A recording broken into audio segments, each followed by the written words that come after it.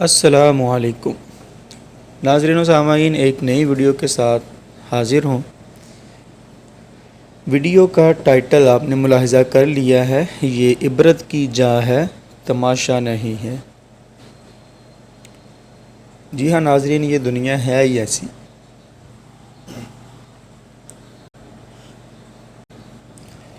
رات کے 10 بج رہے تھے اور دوست کے پاس اس کی دکان پر بیٹھے حالات حاضرہ پر گپ شپ ہو رہی تھی۔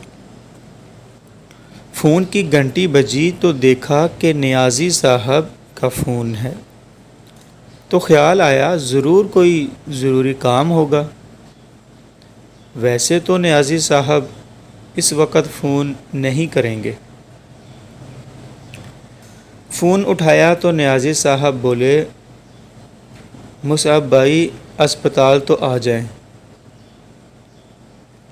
اب تو یقین ہو گیا کہ ایمرجنسی کام ہی ہے کوئی۔ میں اور دوست فوراً موٹر سائیکل پر اسپتال پہنچے تو نیازی صاحب بھی ہمارے ساتھ موٹر سائیکل پر سوار ہو گئے اور ہمیں برف خانے لے آئے۔ وہاں انہوں نے بتایا کہ ایک لاوارث لاش ہے جو دریائے راوی میں کہیں دور سے تیرتی ہوئی یہاں پہنچی ہے۔ صبح اس کا جنازہ پڑھیں گے۔ ابھی آپ ایسا کریں کہ یہاں سے میں آپ کو ایک برف کا بلاک لے دیتا ہوں، آپ اس کے 4 ٹکڑے کر کے لاش کے چاروں طرف رکھ دینا۔ ہماری تحصیل بہت بڑی ہے، مگر اس کے باوجود ایک سرد خانہ نہیں ہے اسپتال میں، حالانکہ سرد خانے کی اکثر و بیشتر ضرورت پڑتی رہتی ہے جرائم کی شرح کی زیادتی کی وجہ سے۔ مگر ناظرین، اس بارے میں حکام نے روایتی سستی ہی اپنائی ہوئی ہے۔ خیر، نیازی صاحب نے ہمیں برف کا بلاک لے دیا اور خود انہیں کوئی ضروری کام تھا تو وہ وہاں چلے گئے۔ اب ہم نے برف کے بلاک کے 4 ٹکڑے کیے اور اسے رکشہ میں رکھ کر ہسپتال پہنچے۔ ہسپتال کے باہر ایک پوسٹ مارٹم روم میں لاش پڑی ہوئی تھی۔ ابھی ہم کمرے کے قریب ہی تھے کہ ہلکی ہلکی بدبو سی آنے لگی۔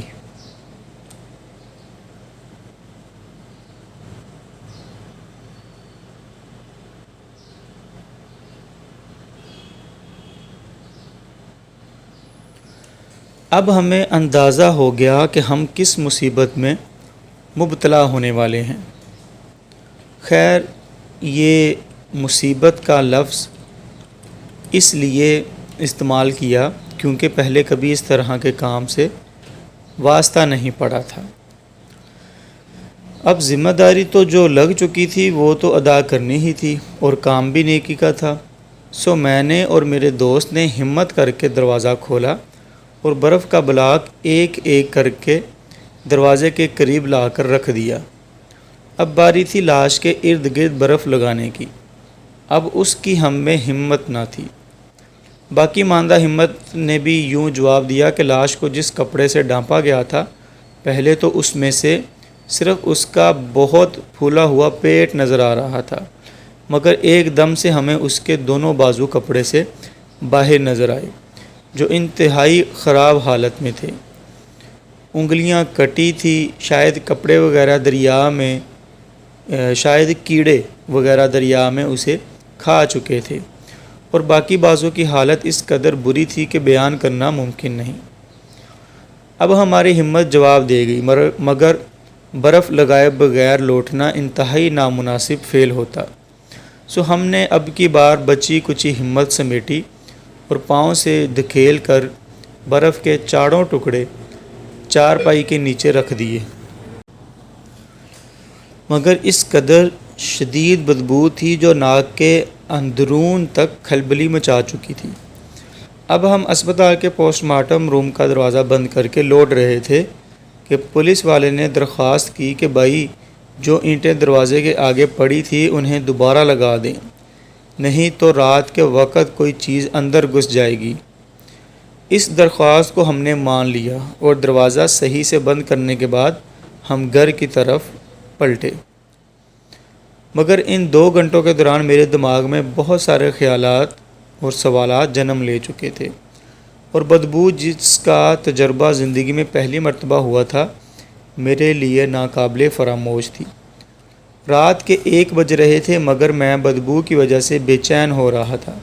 بار بار ناک صاف کیا مگر فرق نہیں پڑ رہا تھا۔ میں نے فیصلہ کیا کہ چلو ایک بوتل پی کر آتا ہوں دکان سے، شاید کچھ فرق پڑ جائے۔ گلی میں نکلا تو دیکھا میرا دوست بھی گلی میں ہی بیٹھا ہے، اور اس کی حالت بھی میری والی نہیں تو قریب قریب ضرور تھی۔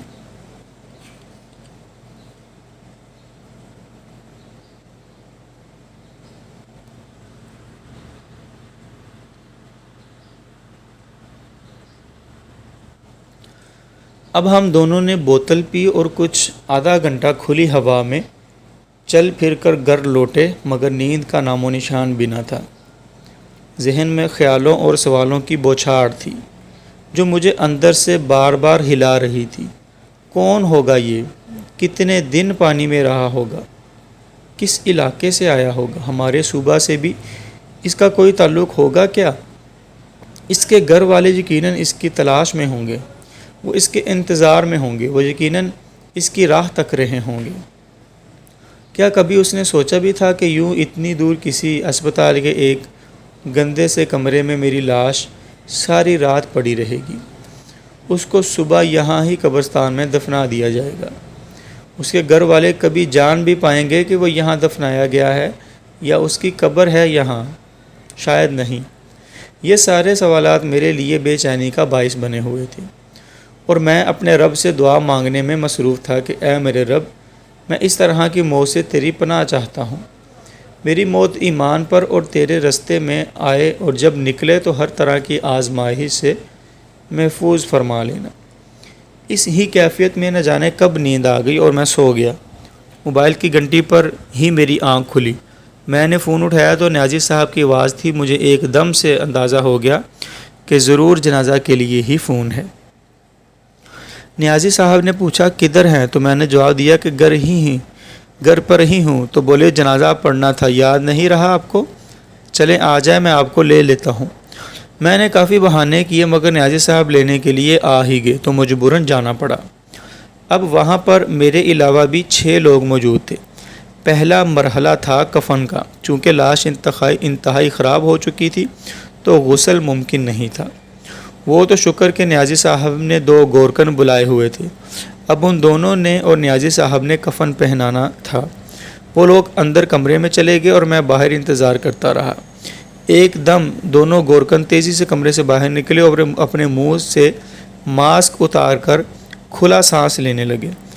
اب مجھے اندازہ ہو گیا کہ لاش کی حالت بہت بگڑ چکی ہے، مگر نیازی صاحب نے انہیں دوبارہ بلایا اور ایک بڑا سا شاپر لے کر اندر چلے گئے۔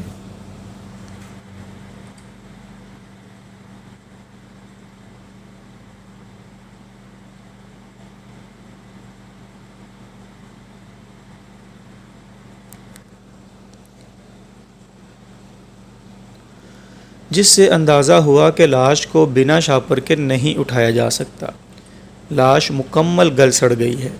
میں نے گورکن سے پوچھا کہ لاش کی کیا حالت ہے؟ تو وہ بولا چہرہ بالکل مٹ چکا ہے۔ اللہ اکبر! کچھ آدھے گھنٹے کے بعد لاش کو باہر لایا گیا اور نیازی صاحب نے اس کا جنازہ پڑھایا۔ اب پھر سوال نے جنم لیا، کہاں کا یہ بیچارہ اور کہاں کے نیازی صاحب؟ یہ کیسے ممکن ہو سکتا تھا کہ اس کا جنازہ نیازی صاحب پڑھائیں گے؟ مگر پھر قرآنی آیت یاد آ گئی کہ بے شک اللہ ہر چیز پر قادر ہے۔ جنازہ کے بعد اسے مقامی قبرستان میں دفن کر دیا گیا۔ دفن کے بعد نیازی صاحب نے مجھے بتایا کہ مصعب بھائی، یہ یہاں قریب جتنی بھی قبریں ہیں یہ سب لاوارثوں کی ہیں جنہیں میں نے خود دفنایا ہے، اور اب تک 46 لوگ ہو چکے ہیں، جسے سن کر مجھے شدید دھچکا لگا۔ نیازی صاحب نے دعا کروائی اور دعا کے درمیان رونے لگ پڑے۔ رونا تو مجھے بھی آ رہا تھا، مگر میں نے اپنے آنسوؤں پر بند باندھ لیا۔ میں نے نیازی صاحب سے کہا کہ نیازی صاحب کوئی اس طرح ذمہ داری نہیں اٹھاتا، تو انہوں نے جواب دیا، دیکھیں یہ اللہ کا کرم ہے کہ اللہ پاک یہ کام ہم سے کرواتے ہیں، اس کا اجر اللہ کے ہاں بہت زیادہ ہے۔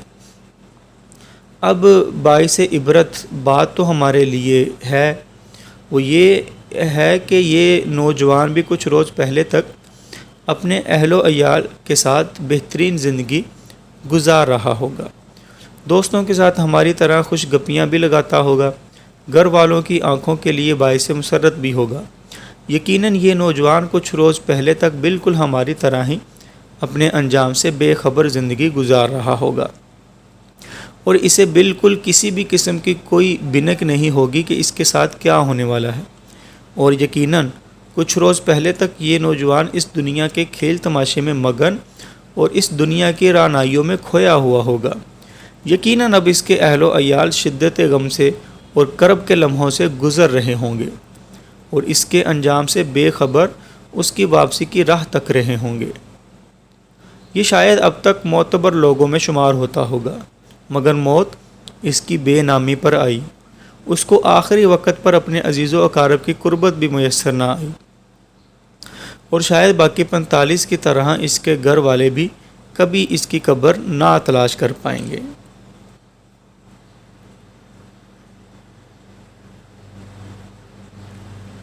ناظرین، یہ ایک مثال عبرت ہے۔ یہ دنیا اس طرح کی بے شمار مثالوں سے بھری پڑی ہے جو صرف ہمیں عبرت سکھانے کے لیے ہیں، مگر ہم ہیں کہ ہم بھی اپنے انجام سے بے خبر ہیں۔ اعلموا انما الحیات الدنیا لعب و لہو۔ ترجمہ: خوب جان لو کہ یہ دنیا کی زندگی محض کھیل اور تماشا ہے، یہ عبرت کی جا ہے، تماشا نہیں ہے۔